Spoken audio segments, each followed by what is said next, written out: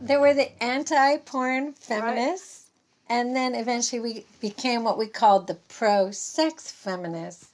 And in the early 80s, myself and some of my friends, Candida Royale, Gloria Leonard, women who were very empowered and felt strongly about their work in sex work and pornography, really spoke out and said, we're feminists.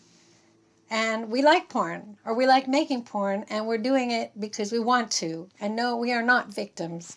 And they're all saying we're victims, even if we're saying we're not victims. I started doing prostitution when I was about 28. And I was in sort of a desperate state. I just finished graduate school.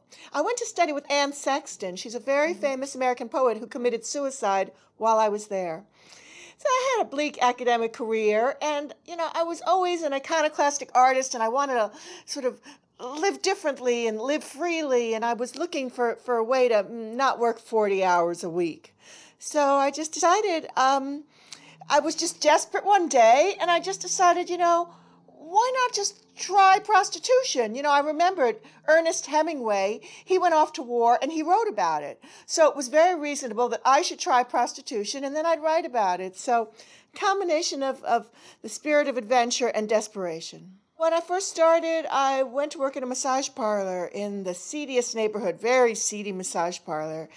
And I was surprised right away because I noticed that the people who worked there were not all dejected and miserable. They were these strong women from all over the world. I was just amazed at the situation there, and I realized that this issue was going to be my life's work, and that it contained a lot of information about sexual politics and the battle between the sexes, and I just felt like this hadn't been explored from a first-person point of view, from someone who was actually doing it while she was doing it or he was doing it.